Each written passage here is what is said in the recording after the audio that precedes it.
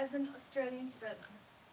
I have called Newcastle home for the past 14 years. The Tibetan diaspora is constantly intimidated and threatened directly and indirectly by the CCP. As Tibetans, we are monitored here in Australia, and our families in Tibet are threatened back home. This level of transnational repression, especially here, democratic Australia, shows just how much China is oppressing Tibet. In July, Chinese Consul General Yu visited Newcastle and met with our Lord Mayor, Dr. Ross Claridge, and pressured the Lord Mayor Newcastle not to support the Tibetan community and asked where the Tibetans live. Tibetans do not feel safe in Australia, in Newcastle.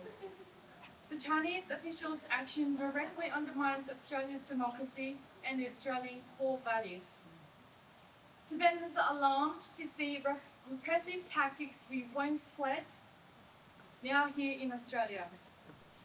We are asking the Australian government to protect Australian Tibetans from future transnational repression. China's transnational repression silences Tibetans to stop us speaking about human rights abuses. We are here today. We refuse to be silenced and threatened by China. Thank you.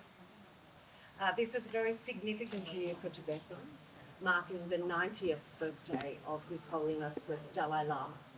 And many communities, including mine in the Blue Mountains, have celebrated that event. What it triggers is what happens next for Tibetans as the Dalai Lama continues to age. But when we lose the Dalai Lama, we're really concerned about the process that may occur. Australia's made it very clear that the Dalai Lama's office and Tibetans should be the ones who choose who the next Dalai Lama is. And that issue around the reincarnation of the Dalai Lama and how those decisions are made are some of the very profound, really fundamental issues that will be discussed today. Well, thank you very much. We extend to His Holiness the Dalai Lama our birthday wishes for his 90th birthday celebration in July. Tibetan Lobby Day here in the National Parliament is an opportunity to do a number of things. Most importantly at the moment, it's an opportunity for Australian parliamentarians to be reminded that the reincarnation of the Dalai Lama is a cultural and religious one that is the domain specifically and only for Tibetan Buddhists. It is not a political exercise, and we encourage in the strongest terms the Chinese Communist Party to not interfere in this process. In addition to that, we continue to encourage the Australian government to use the Human Rights Council at the United Nations to draw attention to Tibetan repression by the Chinese Communist Party. The Tibetan-Sino conflict is not an internal matter to China. It is a matter of long-standing international interest, and we regard it as an international dispute. Australian governments for many years have provided a safe pathway for political prisoners and those suffering repression in and outside of Tibet to come to Australia and begin a new life. And what we witness here today is generations of Tibetans who are now enjoying the wonderful privileges that they can enjoy in a safe place like Australia. But just last week, the ASIO chief, Mr. Burgess, in making the announcement with the Prime Minister in regards to the expulsion of the Iranian ambassador, said that authoritarian regimes, in the plural, authoritarian regimes were acting with more willingness and taking greater risks in interfering with the peacefulness of Australian society. So we call for continued vigilance on behalf of every Australian citizen, but most particularly for the Australian government. We're all proud of the fact that the Australian Parliament has stood in strong bipartisan and tripartisanship in support of Tibet, in support of promoting human rights and democracy in Tibet. So on this Tibetan Lobby Day, we extend our deepest appreciation to Tibetans wise and older and Tibetans younger, and we welcome them to their national parliament, and we hope that Australian parliamentarians will continue with their very, very strong advocacy for Tibet. It's wonderful to welcome the Tibetan community to Parliament today. Thank you for coming. Thank you, children, for singing to us. And I won't talk very long because it's a long time to stand and wait. It's very important for our Parliament to remember what is happening in Tibet today. To be singing the song that the children just sang would lead to arrest in many parts of Tibet, and to look at children like this and understand that many young people in Tibet are removed from their communities, taken to boarding schools. The link with their culture is deliberately broken in an attempt to undermine the ongoing culture and traditions of Tibet. We see human rights in Tibet trodden on a regular basis, and we in Australia must stand for human rights in Tibet and for all Tibetan people. We also recognise the importance of the Tibetan community being in charge of the succession of the Dalai Lama, an important cultural and religious continuity that must be respected. I also want to say how important it is in our country to celebrate our multicultural community, especially on a day after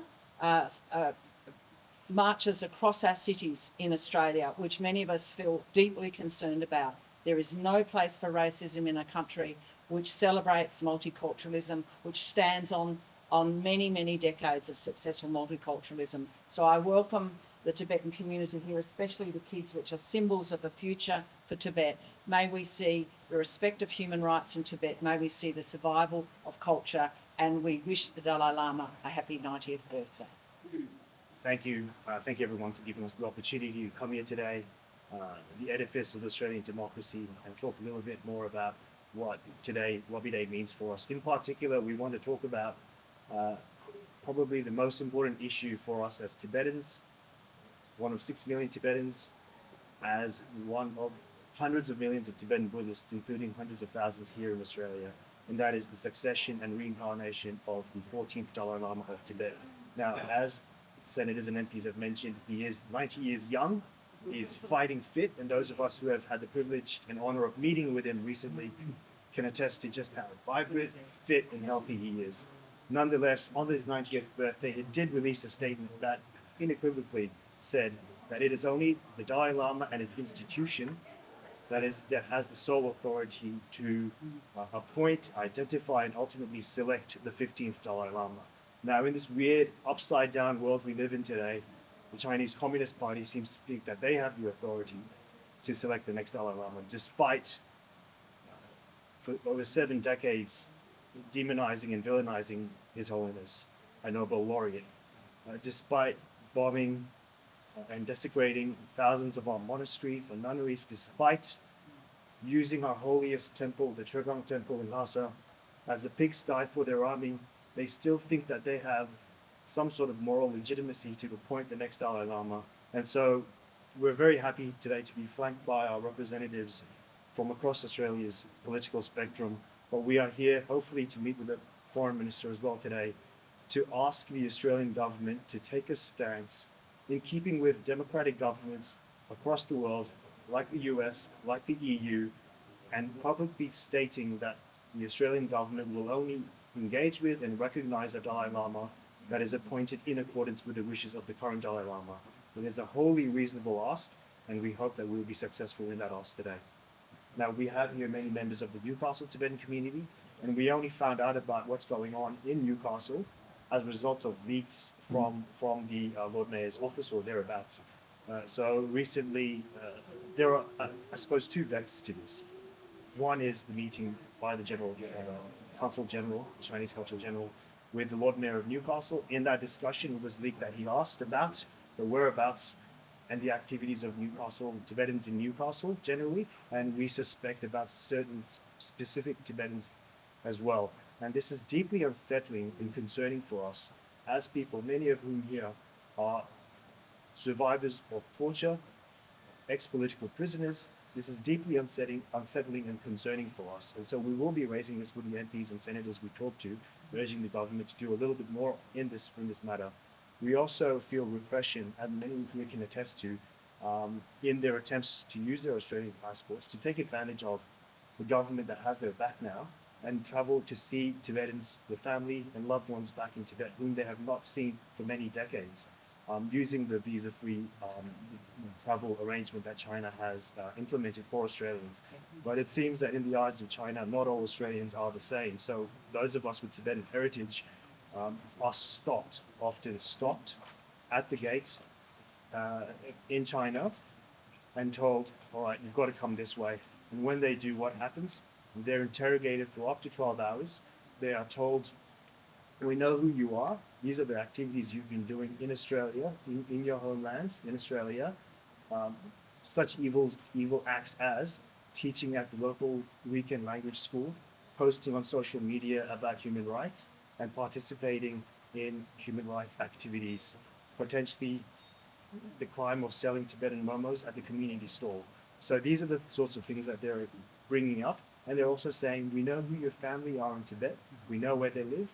And so if you want to see them again, repent on your sins and go back and maybe change the behavior you have back in Australia. And so these are very obvious and overt attempts to curtail our freedoms here in Australia, despite being so far away and far removed and we thought safety away from the Chinese Communist Party. I'll just add to that as well. Foreign interference is a really pressing issue, particularly for the Tibetan community. Earlier this year, a report was released to look specifically at Tibetan repression, and I'd encourage you to take a look at that. These are the sorts of stories that I have heard from my Tibetan community in the Blue Mountains for more than a decade. Every Australian, every Tibetan living in Australia, whether they're residents or citizens, deserves total freedom to be able to follow their religion, to associate with whoever they like. They are Australians, and it isn't good enough that different Australians have a different level of freedom. It should be the same freedom for everybody. I was very proud at the weekend that more Tibetans in the Blue Mountains became citizens.